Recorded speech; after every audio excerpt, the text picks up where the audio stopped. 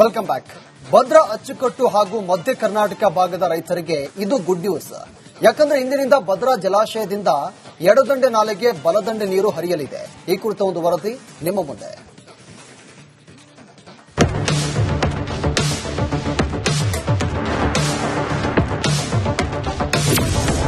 ಭದ್ರಾ ಅಚ್ಚುಕಟ್ಟು ಪ್ರದೇಶದ ರೈತರಿಗೆ ಗುಡ್ ನ್ಯೂಸ್. ಭದ್ರಾ ಜಲಾಶಯದಿಂದ ಎಡದಂಡೆ ನಾಲೆಗೆ ನೀರು. ಭದ್ರಾ ಜಲಾಶಯ ಅಚ್ಚುಕಟ್ಟು ಭಾಗದ ಕಾಡ ಗುಡ್ ನ್ಯೂಸ್ ಕೊಟ್ಟಿದೆ. ಇಂದಿನಿಂದಲೇ ಭದ್ರಾ ಎಡದಂಡೆ ನಾಲೆಗೆ 120 ದಿನಗಳ ಕಾಲ ಪ್ರತಿದಿನ 380 ಕ್ಯೂಸೆಕ್ ನೀರು ಹರಿಸಲು ತೀರ್ಮಾನಿಸಲಾಗಿದೆ. ಜೊತೆಗೆ ಜನವರಿ 8ರಿಂದ ಬಲದಂಡೆ ನಾಲೆಗೆ ನಿರಂತರವಾಗಿ 120 ದಿನಗಳ ಕಾಲ ನೀರನ್ನು ಹರಿಸಲು ತೀರ್ಮಾನಿಸಲಾಗಿದೆ. ಭದ್ರಾ ಜಲಾಶಯದ 88ನೇ ನೀರಾವರಿ ಸಲಹಾ ಸಮಿತಿಯಲ್ಲಿ ಈ ಬಗ್ಗೆ ನಿರ್ಧರಿಸಲಾಗಿದೆ. ಇದು ಮಧ್ಯ ಕರ್ನಾಟಕ ಭಾಗದ ರೈತರಿಗೆ ವರದಾನವಾಗಲಿದೆ.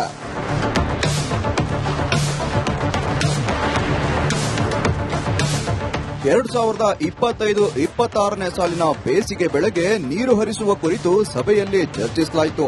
ಮುಂದಿನ ಬೇಸಿಗೆ ಹಂಗಾಮಿನ ಕೃಷಿ ಚಟುವಟಿಕೆಗಳಿಗೆ ಯಾವುದೇ ಅಡಚಣೆಯಾಗದಂತೆ ನೀರನ್ನು ಒದಗಿಸಲು ಮತ್ತು ನಗರ ಪಟ್ಟಣ ಪ್ರದೇಶಗಳಿಗೆ ಕುಡಿಯುವ ನೀರನ್ನು ಪೂರೈಸುವ ಬಗ್ಗೆ ಸಮಿತಿ ತೀರ್ಮಾನಿಸಿತು.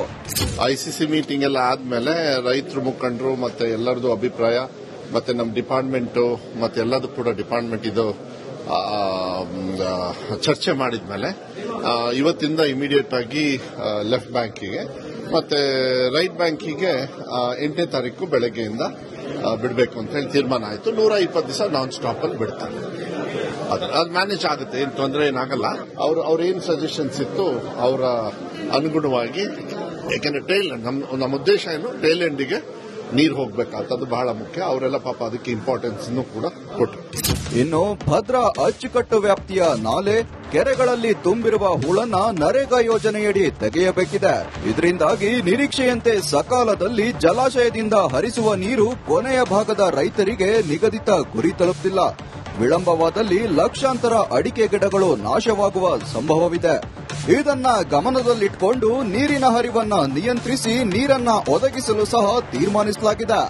ಭದ್ರಾ ಕಾಡ ಕಚೇರಿಯಲ್ಲಿ ಮಾನ್ಯ ಐಸಿಸಿ ಚೇರ್ಮನ್ ಆಗಿ ಮತ್ತು ನಮ್ಮ ಜಿಲ್ಲೆಯ ಉಸ್ತುವಾರಿ ಸಚಿವರಾಗಿರುವಂತಹ ಮಾನ್ಯ ಮಧು ಬಂಗಾರಪ್ಪ ಸರ್ ಅವರ ನೇತೃತ್ವದಲ್ಲಿ ನಡೆದಿರುವಂತಹ ಐಸಿಸಿ 88ನೇ ಐಸಿಸಿ ಸಭೆಯಲ್ಲಿ ಎಲ್ಲ ರೈತ ಬಾಂಧವರ, ರೈತ ಮುಖಂಡರ ಮತ್ತು ಎಲ್ಲ ಶಾಸಕರ ಒಂದು ಸಲಹೆ ಸೂಚನೆಗಳಂತೆ 3ನೇ ತಾರೀಕಿಂದ ಲೆಫ್ಟ್ ಬ್ಯಾಂಕಿಗೆ ನೀರನ್ನು ಹರಿಸುವಂತ ವಿಚಾರಕ್ಕೆ ಮುಂದಾಗಿ ಇಂದಿನಿಂದಲೇ ಭದ್ರಾ ಜಲಾಶಯದಿಂದ ನೀರು ಹರಿಸಲಾಗುತ್ತಿರುವುದರಿಂದ ಮಧ್ಯ ಕರ್ನಾಟಕ ಭಾಗದ ರೈತರಿಗೆ ಸಂತಸವಾಗಿದೆ.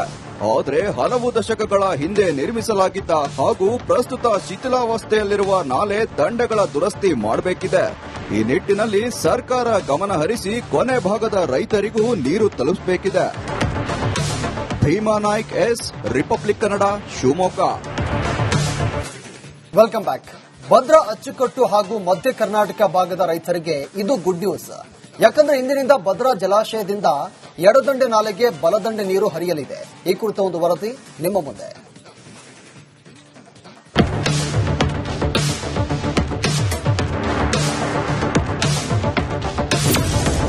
ಭದ್ರಾ ಅಚ್ಚುಕಟ್ಟು ಪ್ರದೇಶದ ರೈತರಿಗೆ ಗುಡ್ ನ್ಯೂಸ್.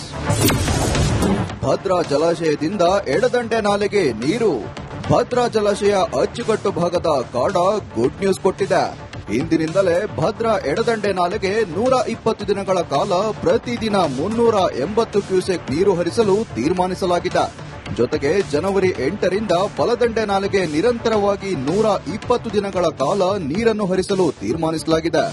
ಭದ್ರಾ ಜಲಾಶಯದ 88ನೇ ನೀರಾವರಿ ಸಲಹಾ ಸಮಿತಿಯಲ್ಲಿ ಈ ಬಗ್ಗೆ ನಿರ್ಧರಿಸಲಾಗಿದೆ. ಇದು ಮಧ್ಯ ಕರ್ನಾಟಕ ಭಾಗದ ರೈತರಿಗೆ ವರದಾನವಾಗಲಿದೆ.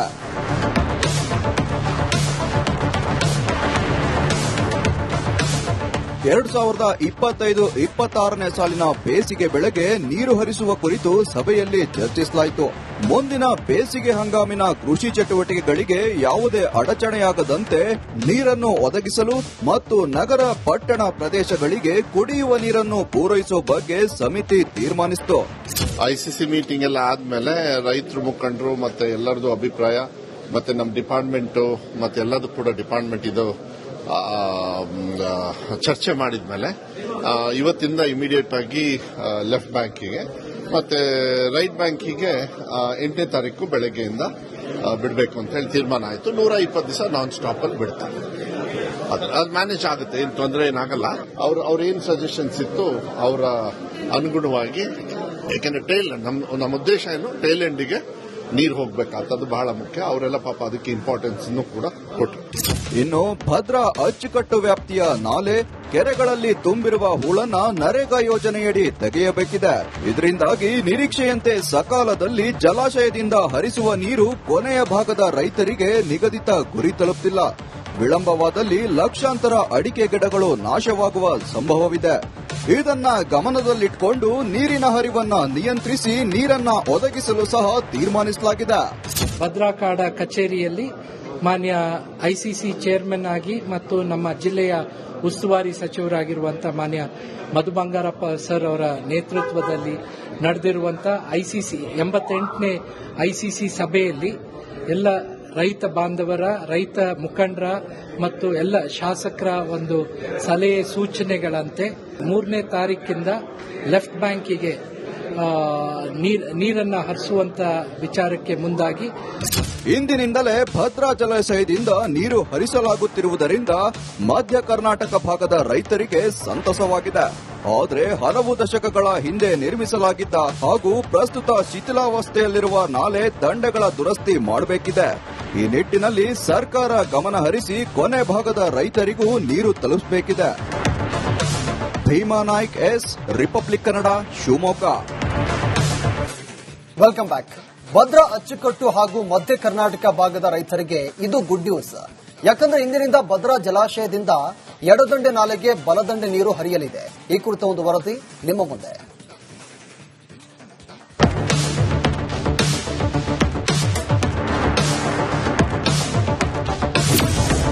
ಭದ್ರಾ ಅಚ್ಚುಕಟ್ಟು ಪ್ರದೇಶದ ರೈತರಿಗೆ ಗುಡ್ ನ್ಯೂಸ್. ಭದ್ರಾ ಜಲಾಶಯದಿಂದ ಎಡದಂಡೆ ನಾಲೆಗೆ ನೀರು. ಭದ್ರಾ ಜಲಾಶಯ ಅಚ್ಚುಕಟ್ಟು ಭಾಗದ ಕಾಡ ಗುಡ್ ನ್ಯೂಸ್ ಕೊಟ್ಟಿದೆ. ಇಂದಿನಿಂದಲೇ ಭದ್ರಾ ಎಡದಂಡೆ ನಾಲೆಗೆ 120 ದಿನಗಳ ಕಾಲ ಪ್ರತಿದಿನ 380 ಕ್ಯೂಸೆಕ್ ನೀರು ಹರಿಸಲು ತೀರ್ಮಾನಿಸಲಾಗಿದೆ.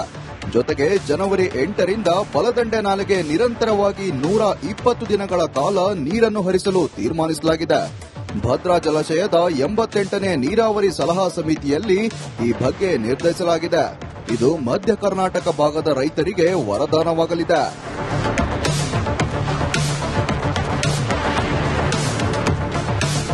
2025-26ನೇ ಸಾಲಿನ ಬೇಸಿಗೆ ಬೆಳೆಗೆ ನೀರು ಹರಿಸುವ ಕುರಿತು ಸಭೆಯಲ್ಲಿ ಚರ್ಚಿಸಲಾಯಿತು. ಮುಂದಿನ ಬೇಸಿಗೆ ಹಂಗಾಮಿನ ಕೃಷಿ ಚಟುವಟಿಕೆಗಳಿಗೆ ಯಾವುದೇ ಅಡಚಣೆಯಾಗದಂತೆ ನೀರನ್ನು ಒದಗಿಸಲು ಮತ್ತು ನಗರ ಪಟ್ಟಣ ಪ್ರದೇಶಗಳಿಗೆ ಕುಡಿಯುವ ನೀರನ್ನು ಪೂರೈಸುವ ಬಗ್ಗೆ ಸಮಿತಿ ತೀರ್ಮಾನಿಸಿತು. ಐಸಿಸಿ ಮೀಟಿಂಗ್ ಎಲ್ಲ ಆದ್ಮೇಲೆ ರೈತರು ಮುಖಂಡರು ಮತ್ತೆ ಎಲ್ಲರದು ಅಭಿಪ್ರಾಯ ಮತ್ತೆ ನಮ್ಮ ಡಿಪಾರ್ಟ್ಮೆಂಟು ಮತ್ತೆ ಎಲ್ಲದೂ ಕೂಡ ಡಿಪಾರ್ಟ್ಮೆಂಟ್ ಇದು ಚರ್ಚೆ ಮಾಡಿದ್ಮೇಲೆ ಇವತ್ತಿಂದ ಇಮಿಡಿಯೇಟ್ ಆಗಿ ಲೆಫ್ಟ್ ಬ್ಯಾಂಕಿಗೆ ಮತ್ತೆ ರೈಟ್ ಬ್ಯಾಂಕಿಗೆ 8ನೇ ತಾರೀಕು ಬೆಳಗ್ಗೆಯಿಂದ ಬಿಡಬೇಕು ಅಂತ ಹೇಳಿ ತೀರ್ಮಾನ ಆಯಿತು. 120 ದಿವಸ ನಾನ್ ಸ್ಟಾಪ್ ಅಲ್ಲಿ ಬಿಡ್ತಾರೆ. ಅದು ಮ್ಯಾನೇಜ್ ಆಗುತ್ತೆ, ಏನು ತೊಂದರೆ ಏನಾಗಲ್ಲ. ಅವ್ರ ಏನ್ ಸಜೆಷನ್ಸ್ ಇತ್ತು ಅವರ ಅನುಗುಣವಾಗಿ, ಯಾಕೆಂದ್ರೆ ನಮ್ಮ ಉದ್ದೇಶ ಏನು ಟೇಲ್ ಎಂಡಿಗೆ ನೀರು ಹೋಗ್ಬೇಕಾಗ್ತದ್ದು ಬಹಳ ಮುಖ್ಯ. ಅವರೆಲ್ಲ ಪಾಪ ಅದಕ್ಕೆ ಇಂಪಾರ್ಟೆನ್ಸ್ ಕೂಡ ಕೊಟ್ಟರು. ಇನ್ನು ಭದ್ರಾ ಅಚ್ಚುಕಟ್ಟು ವ್ಯಾಪ್ತಿಯ ನಾಲೆ ಕೆರೆಗಳಲ್ಲಿ ತುಂಬಿರುವ ಹೂಳನ್ನ ನರೇಗಾ ಯೋಜನೆಯಡಿ ತೆಗೆಯಬೇಕಿದೆ. ಇದರಿಂದಾಗಿ ನಿರೀಕ್ಷೆಯಂತೆ ಸಕಾಲದಲ್ಲಿ ಜಲಾಶಯದಿಂದ ಹರಿಸುವ ನೀರು ಕೊನೆಯ ಭಾಗದ ರೈತರಿಗೆ ನಿಗದಿತ ಗುರಿ ತಲುಪುತ್ತಿಲ್ಲ. ವಿಳಂಬವಾದಲ್ಲಿ ಲಕ್ಷಾಂತರ ಅಡಿಕೆ ಗಿಡಗಳು ನಾಶವಾಗುವ ಸಂಭವವಿದೆ. ಇದನ್ನ ಗಮನದಲ್ಲಿಟ್ಟುಕೊಂಡು ನೀರಿನ ಹರಿವನ್ನ ನಿಯಂತ್ರಿಸಿ ನೀರನ್ನ ಒದಗಿಸಲು ಸಹ ತೀರ್ಮಾನಿಸಲಾಗಿದೆ.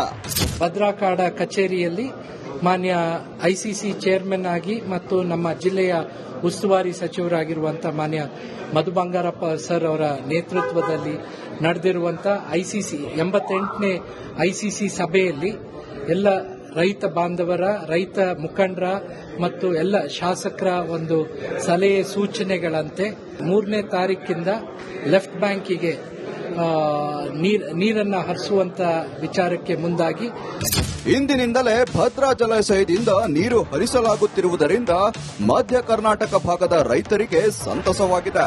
ಆದರೆ ಹಲವು ದಶಕಗಳ ಹಿಂದೆ ನಿರ್ಮಿಸಲಾಗಿದ್ದ ಹಾಗೂ ಪ್ರಸ್ತುತ ಶಿಥಿಲಾವಸ್ಥೆಯಲ್ಲಿರುವ ನಾಲೆ ದಂಡೆಗಳ ದುರಸ್ತಿ ಮಾಡಬೇಕಿದೆ.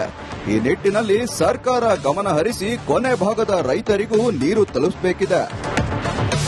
Bima Naik S, Republic Kannada, Shivamogga.